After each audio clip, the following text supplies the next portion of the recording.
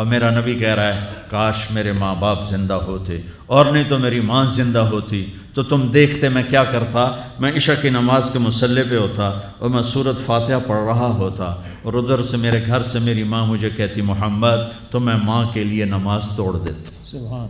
ہاں، میں ماں کے لیے نماز توڑ دیتا۔ اور میرے نبی سے پوچھا گیا یا رسول اللہ قیامت کب آئے گی؟ یہ بچیاں غور سے سنیں، سارے سنوں پر یہ خاص طور سے سنیں۔ آپ نے کہا اللہ کو پتہ ہے، کہ یا رسول اللہ کوئی نشانی بتا دیں۔ تو آپ نے کہا جب بیٹیاں بھی ماؤں کو ذلیل کریں گی تو قیامت آئے گی، جب بیٹیاں بھی ماؤں کو ذلیل کریں گی تو قیامت، ان تلد الامۃ ربتہا، جب ماں کے ساتھ بیٹیاں نوکر جیسا سلوک کریں گی، نوکرانی جیسا سلوک کریں گی تو قیامت کے نکارے پہ چوٹ پڑ کے رہے گی۔ یہ نہیں کہا جب کفر پھیل جائے اور جب اسلام مٹ جائے گا، حالانکہ قیامت تو اس وقت آئے گی جب دنیا میں ایک مسلمان باقی نہیں رہے گا۔ یہ واقعہ کی سنگینی کو بتانے کے لیے فرمایا جب ماؤں کو ذلیل کیا جائے گا قیامت آ جائے گی۔ میرے نبی نے فرمایا عمر تیرے دور میں ایک شخص آئے گا اویس، اس کا قبیلہ ہوگا مراد، آگے سب کاسٹ ہوگی قرن، اویس بن عامر، اسے دعا کروانا، وہ کالے رنگ کا ہوگا، چھوٹے قد کا ہوگا، اور اس سے دعا کروانا، دعا تو بھی کروانا، علی تو بھی کروانا، علی اور عمر، اویس ان کے لیے دعا کریں۔ انہوں نے پوچھا کیوں؟ کہ اس نے ماں کی خدمت کر کے اللہ کو اتنا راضی کر دیا ہے، جب وہ ہاتھ اٹھاتا اللہ خالی نہیں لوٹاتا۔ اللہ کی قسم عمر و علی کو اویس کی دعا کی ضرورت نہیں تھی، امت کو پیغام دینا تھا کہ مائیں ذلیل ہو رہی ہیں آج، اور باپ جوان اولاد سے چھپتے پھر رہے ہیں، تو میرے رب میرے نبی نے یہ آگے پیغام دینا تھا کہ نبی ہو کر رسول ہو کر کہہ رہے ہیں کاش ماں ہوتی تو میں اس کے لیے نماز توڑ دیتا۔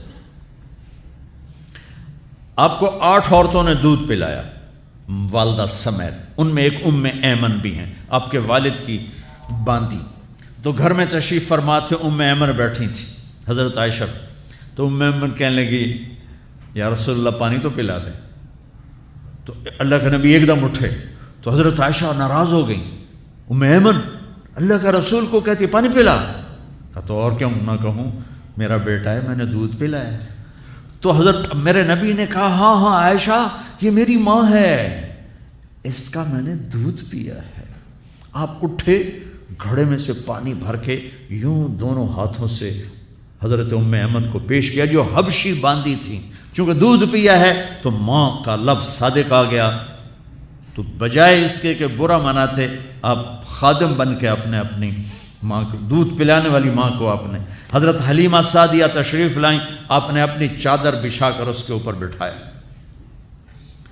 حضرت عمر کا دور خلافت آیا، وہ ہر سال حج کرتے تھے، اور بھائی کوئی اویس ہے وہ ملتا ہی کوئی نہیں تھا۔ 3-4 سال گزر گئے تو کہنے لگے سارے حج اکٹھے ہو جاؤ بھائی، سارے حج اکٹھے ہو گئے۔ آپ نے کہا سب کھڑے ہو جاؤ، سارے کھڑے ہو گئے۔ پھر آپ نے کہا یمن والے کھڑے رہو باقی بیٹھ جاؤ، تو چند ہزار کھڑے رہے باقی بیٹھ گئے۔ پھر آپ نے کہا مراد والے کھڑے رہو باقی بیٹھ جاؤ، تو 15-20 آدمی اس میں سے نکلے۔ پھر آپ نے کہا مراد کی جو آگے سب کاسٹ ہے قرن والے کھڑے رہو باقی بیٹھ جاؤ، تو صرف ایک آدمی بچا۔ تو آپ نے اس سے پوچھا تم قرنی ہو؟ کہ جی۔ اویس کو جانتے ہو؟ کہ جی میرے بھائی کا بیٹا ہے۔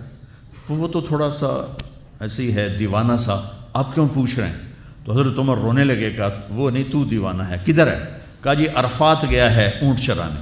تو حضرت عمر نے علی کو ساتھ لیا اور دوڑ لگا دی عرفات کی۔ وہاں گئے تو حضرت اویس ایک جھاڑی کے نیچے نماز پڑھ رہے تھے، یہ دونوں حضرات آ کے بیٹھ گئے، انہوں نے محسوس کیا 2 بندے آ گئے، نماز مختصر کر دی۔ حضرت عمر نے پوچھا کون ہو میرے بھائی؟ کہا جی مزدور ہوں۔ تمہارا نام کیا ہے؟ کہا جی اللہ کا بندہ۔ کہا ارے بھائی وہ تو سبھی اللہ کے بندے ہیں، تیری ماں نے تیرا نام کیا رکھا ہے؟ کہا تم کیوں پوچھ رہے ہو؟ انہیں تو پتہ ہی نہیں تھا کہ عمر ولی۔ کیوں بھائی تسی کون ہو انٹرویو کرنے والے؟ تو مولا علی نے کہا یہ ہیں عمر بن خطاب امیر المومنین اور میں ہوں علی بن ابی طالب۔ پھر وہ ہل گئے کہنے لگی میں معافی چاہتا ہوں، میں پہلی دفعہ آیا ہوں، مجھے تو پتہ ہی کوئی نہیں ہے۔ تو حضرت عمر نے فرمایا تم اویس بن عامر ہو؟ کہ اچھا ہاتھ اٹھاؤ ہمارے لیے دعا کرو۔ وہ کہنے لگے آپ کیا کہہ رہے ہیں، یہ آپ کیا کہہ رہے ہیں، میں آپ کے لیے دعا کروں گا، میری کیا اوقات ہے؟ کہا ہاں ہمیں ہمارے نبی نے فرمایا تھا عمر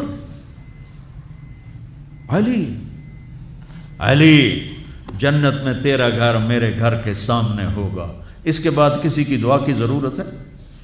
عمر میں نے جنت میں محل دیکھا، میں نے پوچھا کس کا ہے، مجھے کہا گیا قریشی کا ہے، میں سمجھا میرا ہے، جانے لگا تو کہا گیا عمر بن خطاب کا ہے، ان کو اویس کی دعا کی ضرورت ہے؟ میدان عرفات میں 1.25 لاکھ صحابہ کے ساتھ آپ اونٹ پہ تشریف فرما ہیں، اونٹنی پر، تو آپ نے فرمایا اس وقت میرا اللہ میرے صحابہ پہ فخر کر رہا ہے اور عمر پہ خاص طور پہ فخر فرما رہا ہے۔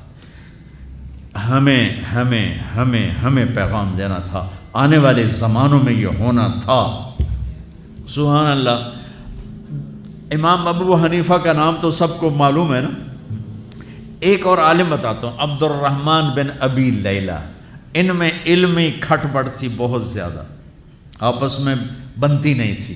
تو ابو حنیفہ جیسی ہستی جن کے کروڑوں فالوور آج ہیں، ان کی ماں کہتی نعمان یہ مسئلہ ہے، جا کے عبد الرحمن سے پوچھ کے آ۔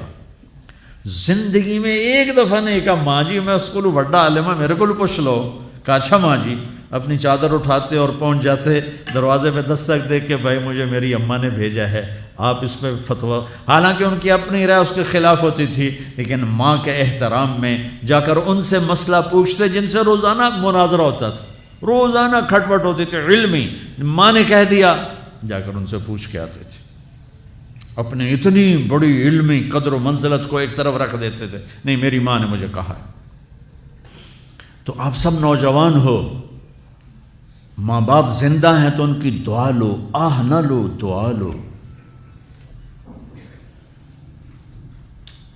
مجھے یاد آیا میرے والد رحمۃ اللہ علیہ کا ایک دفعہ مجھے خط آیا کہ جب پیسے ختم ہوتے ہیں اسی وقت ہی تمہارا خط آتا ہے کہ پیسے بھیج دو، کبھی آگے پیچھے بھی بتا دیا کرو زندہ ہیں کہ مردہ ہیں۔ تو تعلق ہی نہیں تھا، صرف پیسے تک تھا، ابھی پیسے گھال دو پیسے، اب تو خط کی ضرورت نہیں ہے، فون پہ ہو جاتا ہے، اس وقت یہ خط ہوتے تھے۔ تو میرے والد نے گلے کا خط لکھا، مجھے افسوس ہونا چاہیے تھا، میرے اوپر جوں بھی نہیں رہی، ہم نے والدین کی عظمت کو پڑھا ہی نہیں ہے، وہ تو در مصطفیٰ سے یہ چیز ملتی ہے، محمد مصطفیٰ کے در سے یہ سبق ہمیں مل رہا ہے۔